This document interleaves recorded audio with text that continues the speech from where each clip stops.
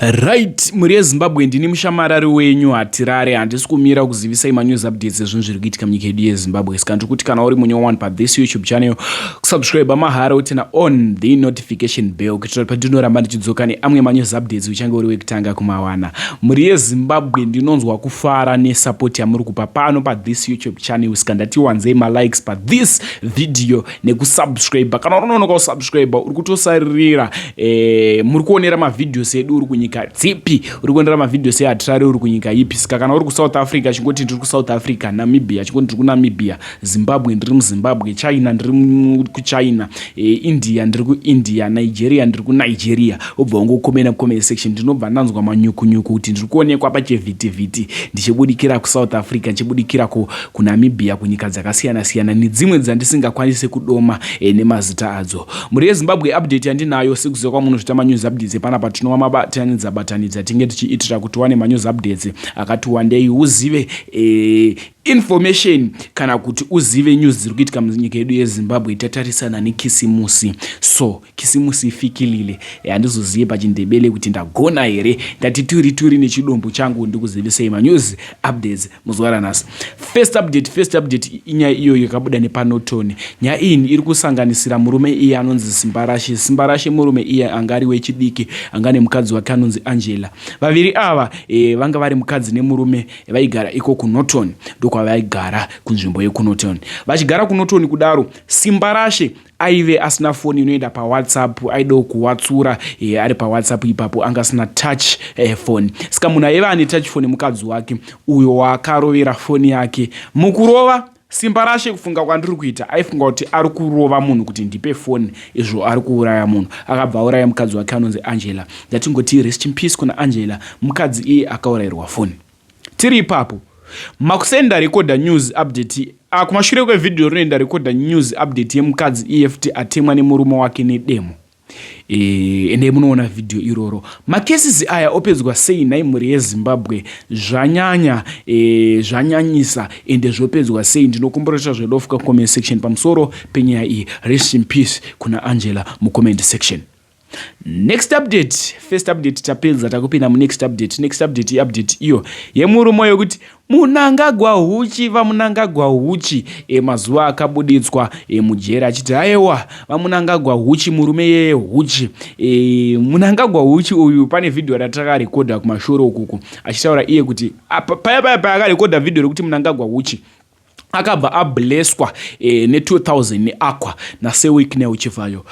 Ablesswa neizvozvo zvakabva zvanorohwa nehure. Iye akataura iye ega achiti ndakadyirwa mari iya ndaiti ndawanawo munhu wangu wandichafambidzana naye, wandichaspenda naye life. Aida kuspenda life, hanzi akabva andidyira mari bva aenda. Akwa yakapiwa akaitengesa, akatenga imwe mota hanzi yakaurayiwa nevana, izvezvi iri pamba yakagara. Saka aiti ndafa nenhamo, ndirangarireiwo vakuru ukoko, ndirangarireiwo. Zvisinei, muzuva ranhasi obuda iye achitaura mashoko ekuti President Munangagwa anzi 2013 ndeyavo vachiombera maoko, ndo zvavanga vachiita. Da kusiya muchiona video, apedza kuona video tazva nofunga comment section.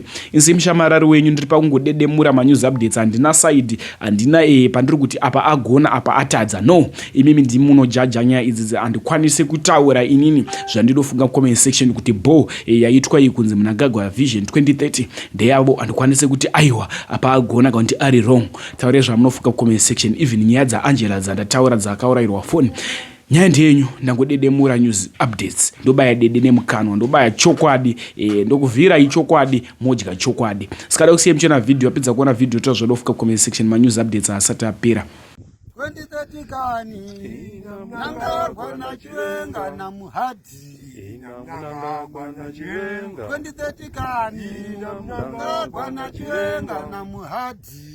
2030 kani Munangagwa naChiwenga namuhadzi. 2030 kani Munangagwa naChiwenga namuhadzi. Wechidiki kani Munangagwa naChiwenga namuhadzi. Vanamai kani Munangagwa naChiwenga namuhadzi. Mnangagwa na Chiwenga. Ana baba woye, Mnangagwa na Chiwenga na Muhati. Mnangagwa na Chiwenga. Kodi tetikani, Mnangagwa na Chiwenga na Muhati. Mnangagwa na Chiwenga. Kodi tetikani, Mnangagwa na Chiwenga na Muhati. Mnangagwa na Chiwenga. Kodi tetikani, Mnangagwa na Chiwenga na Muhati. Mnangagwa na Chiwenga. Kodi tetikani, Mnangagwa na Chiwenga na Muhati. Mnangagwa na Chiwenga. Kodi tetikani, Mnangagwa na Chiwenga na Muhati. Mnangagwa na Chiwenga. Takupina next update. Next update iye murume iye abuda achishora mari dzemuno munyika yeZimbabwe. Hanzi imimi makabaiza, hanzi makatadza kuti tishandise mari dzine value dzemuZimbabwe dzinenge dzakagadzirwa kudhara. Mashoko ataura ndikwanise kumataura ndega. Idini ndaita muteite, ndaita mwana mudiki pamashoko anga achitaura. But ndazoona timu rimwe richiti wakabatwa neCIO zvauri kutaura izvizvi. Hanzi azongona upenga vakuti tibikiro sadza vangokusvikira padheni pako bwataiwa mujaya nasi toda ngotandara tese bika sadza. Azongona kutongotanga ngovhurika wega wakatanga kupenga. Vanhu vari kutaura izvozvo kuti aiwa mudhara uyu akarohwa anoita po. Ndakusemjona video wapedza kuona video tozvonofuka comment section. Asi hanzi muri kutembei pakutaura nyaya dzemari dzenyika idzidzi. Ini handichaziye ndiri pangokuzivisai manews updates ezvinhu zviri kuitika munyika yedu yeZimbabwe. Sezvanambotaura paya kusubscribe mahara utina on the notification bell. Inisemushamarari wenyu ndafunga kukutizai. Asi sandakutizai musati muona video racho.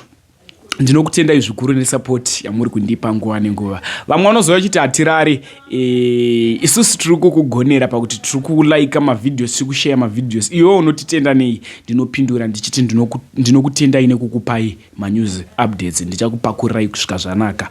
Much love. Matanga futi kasika kenyu kekuti imimi munogadzira mari. Moda kudinda futi imwe mari imi mazigi. Musoro menyu muri right. Mari yamunoda kudindira nyika yese ndeipi imi marova imi. Munoshanda, mune mari yamunayo. Mune mari here yamunayo yokuti mukatozha patata mchibuda pamapepa kuti tada kudinda mari. Momuzoti hatisi kuzviziva zvamuri kuplana. You are planning to capture mari yese kutumirwa nevanhu forex kubva kudiaspora because makaona kuti zvimanikrini zvimakambani zviri kuita send money mari kumusha. Vanhu vari kutora mari in forex saka hamuchanyasogona kunyatsoba mabira amunoita. Makati aiwa hazvinetsereka tivadhindire mamwe mapepa mazura.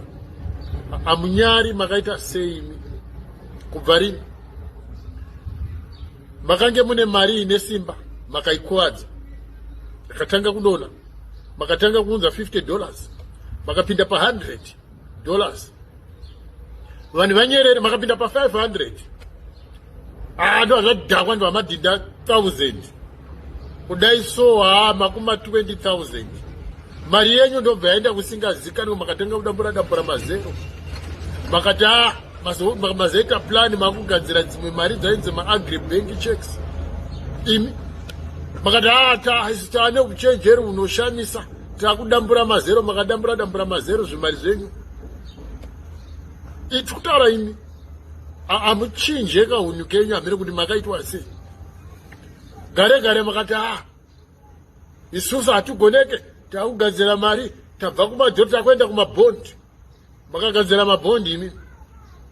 Makatsvairira vanhu vese mombe dzavo nemari dzavo muchivapa zvimapepa zvisingashandi. Mangwana kuseni vanhu vakafuma vachizhamba nyika yese.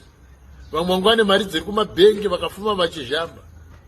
Ndobva mauya futi makati kuti tivarove vanhu ava nepapapa. Rega tivaudza kuti mari iri backed by gold ye tane matsapo. Tane matura egoridho kumari izigere. Makanetsvaga imimi manikini zvigure zvamakapfekedzesa magemenzi zvichiita zvinhu zvechipostori vakadedzera vakati ye chingwa zigi, madora zigi, matemba zigi, nyama zigi, hupfu zigi, kombi zigi. Handizvo makati school fees zigi. Iko ndizvo vanhu vari kubhadhara mazigi kuchikoro. ende zvimazigi zvacho nobody likes them. Haisi mari yekuti munhu unogona kubuda naye kuti rega ndinotenga naye kuBotswana, haidiwi.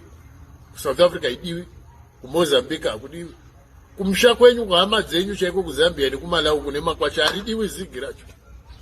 Iwayo matanga futi kaunika ke kuti munoda kugadzira mari. Imari ipi yamunogadzira imi Marombe?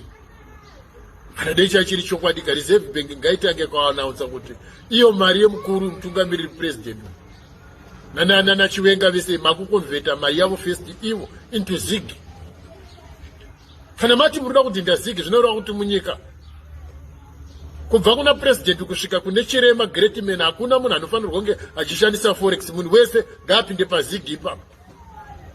Ena munoda kumanikidzira nyika zvinhu zvisiri zvenyu. Muri kuona kuti vanhu vese vari kuzviona because kwese kwamunenge mufamba imimi munofamba pese pamunoita mameeting nemarari munopa vanhu zvimatswanda zvemari zvimabhero zvemari zvema-US enda musingavadhindire mazigi. Ichi chokufemereka chizadumbi chose chinoitwa ngeDafiki pese pachinopa vanhu mari chinoshandisa ma-US achizvizive kuti nyika ine mari yacho inonzi mazigi. Chinodi kuenda nematsaga emari kuti rakuegerai mazigi because munoziva kuti haisi mari, haisi mari. Imimi pachenyu hamutodi kunzwa nezvezigi but muri kuda kutaurira vamwe vanhu kuti imi muda kuvagadzirira zigi. Makaitwa sei? Mune ndoro, mune pfungwa dzakakwana, muri right here. Ndo pandinozokushaudhai pai manje vanozoti Jeff Judah ona wakushaudha manje wakunyadzisira. Ndimi munotanga vanhu. Munoda kudhinda mari ipi yamunodhinda imi vandikirimi. Ndakuzotaura manje mimabva kure. Ndakuzotaura manje. Imari ipi yamunoda kugadzira imi. Ndamusinganyare imi. Hamudi kunyarwa makatososwa munotumbwaira muchishamba makasunga tumatai munogadzira mari imi Marombe. Imari ipi yamunogadzira imi.